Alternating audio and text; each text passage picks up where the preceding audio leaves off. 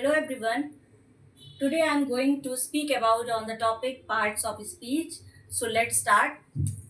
Today I will explain to you parts of speech means शब्द वर्ग या शब्द भेद, शब्द वर्ग भी इसको कहते हैं। ठीक है, यानी जो सेंटेंस होता है, सेंटेंस को हम लोग वाक्य कहते हैं, जैसा कि आप लोगों को पता ही होगा। वर्ड को हम लोग शब्द कहते हैं।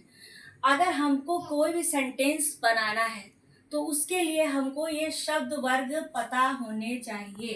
अगर ये शब्द वर्ग नहीं हमें पता तो हम सेंटेंस नहीं बना सकते। तो वाक्य की जरूरत, वाक्य को पूरा करने के लिए हमें क्या शब्द वर्ग की आवश्यकता पड़ती है। इसीलिए पार्ट्स ऑफ स्पीच इंग्लिश में 8 होते हैं, यानी इसकी संख्या कितनी होती है?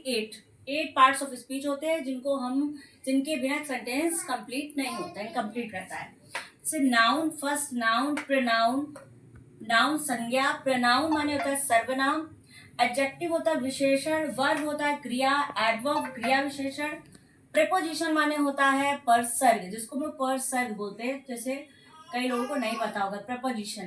कंजक्शन को बोलते हैं संयोजक, इंटरजेक्शन को बोलते हैं विस्मयादि बोधक, विस्मयादि बोधक। ठीक है, तो आज हम बात कर लेते हैं सबसे पहले नाउन की। नाउन क्या है? नाउन तो आप लोग शुरू से पढ़ते चले आ रहे होंगे। तो noun is the name of a person, place और थिंग्स। नाउन जो क्या होता है कि पर्सन, प्लेस और थिंग की बात बताता है, वो हमारा कहलाता है नाउन। नाउन जो होता है वो हमारे पर्सन, प्लेस और थिंग्स की बात बताता है। ठीक है, अगर हम पर्सन की बात करें तो किसी व्यक्ति का नाम हो सकता है, जैसे महात्मा गांधी। प्लेस हम लोग लिख सकते हैं कानपुर, दिल्ली, लखनऊ वगैरह वगैरह।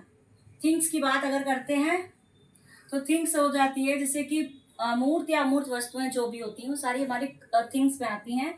जैसे suppose that table, chair, room, मतलब बहुत सारी ऐसी चीजें जो थिंग्स में आती है वो हमारी थिंग्स हो गई, यानी चीजें हो गई, वस्तुएं हो गई। तो पर्सन, प्लेस और थिंग की बात होती है, भाव की भी बात होती है नाउन में, संज्ञा में। तो आज हम यही बात करने जा रहे हैं कि नाउन जो होती है, पर्सन, प्लेस और थिंग पे जो बात करते हैं वो हमारे नाउन होती है। अब नाउन के काइंड्स भी होते हैं। नाउन के जो क्या होते हैं, काइंड्स भी होते हैं। वो कितने होते हैं? पहला हम बात कर लेते हैं आज प्रॉपर नाउन की। प्रॉपर नाउन, प्रॉपर नाउन वो होता है जिसको हम लोग हिंदी में विशेष संज्ञा कहते हैं।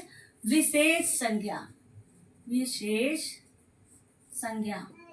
अब इसी से दोस्तों पता चल रहा होगा विशेष संज्ञा से कि हम विशेष व्यक्ति, विशेष वस्तु, विशेष व्यक्ति, वस्तु और स्थान के बारे में जो भी बात करेंगे वो हमारा प्रॉपर नाउन होगा, यानी विशेष ही हो सब कुछ। जैसे मान लीजिए पर्सन हमने बात करी, तो जैसे मैंने यहाँ पे महात्मा गांधी लिखा था, तो महात्मा गांधी एक ही हैं जो कि लीडर रहे हैं, और तो वो महात्मा गांधी क्या हो गया, हमारा एक प्रॉपर नाउन हो गया, क्योंकि महात्मा गांधी दूसरे प्राणी तो नहीं है, एक ही है महात्मा गांधी।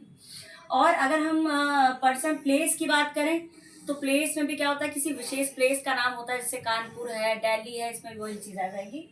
और थिंग्स की बात करें तो थिंग्स में क्या होता है, थिंग्स में भी एक विशेष वस्तु हो, विशेष वस्तु हो, उसी को हम लोग क्या कहते हैं, प्रॉपर नाउन कहते हैं। ठीक है, प्रॉपर नाउन कहते हैं। तो व्यक्ति, वस्तु, स्थान हो गया, जैसे कि इंडिया, ठीक है, विशेष स्थान हो गया। और जैसे कि मान लीजिए महात्मा गांधी, महात्मा गांधी ये भी हमारे विशेष पर्सन हो गए। ठीक है, विशेष स्थान, विशेष वस्तु, विशेष व्यक्ति, यानी हमारा हो गया प्रॉपर नाउन। प्रॉपर नाउन की एक और खासियत होती है कि इसमें बहुवचन रूप नहीं होता है। प्रॉपर नाउन में क्या होता है, जो बहुवचन जिसका रूप नहीं होता है, और it will be start from capital letters always, क्योंकि ये हमेशा जब भी आप प्रॉपर नाउन की बात करेंगे तो ये कैपिटल लेटर इसमें मस्ट होना चाहिए। First letter will be capital, capital letter यानी बड़े अक्षरों के साथ इसको शुरू किया जाता है। और इसमें ज्यादातर आर्टिकल ए एंड द का प्रयोग नहीं होता है। ज्यादातर हम देखेंगे कि इसमें क्या होगा, ए एंड द का प्रयोग आर्टिकल में नहीं होगा। जैसे मैं यहाँ पे लिखे दे रही हूँ, ये पॉइंट्स है, तो इससे आपको हमेशा याद रहेगा प्रॉपर नाउन के लिए क्या क्या बोलना। यानी आर्टिकल ए एन द का यूज नहीं होगा प्रॉपर नाउन में इसका। तो इन्हीं शब्दों के साथ, इन्हीं विशेषताओं के साथ मैं आपको 2 शब्द हर रोज की तरह बताती हूँ। तो मेरा आज का पहला शब्द है कंसर्न, CONCERN। कंसर्न माने होता है कि किसी महत्वपूर्ण, मतलब टू बी इम्पोर्टेंट, महत्वपूर्ण होना। और दूसरा मेरा शब्द है कंसेशन, CONCESSION। कंसेशन माने होता है कि छूट, जैसे हम लोग कहते हैं कि हमें इतना कंसेशन मिल गया।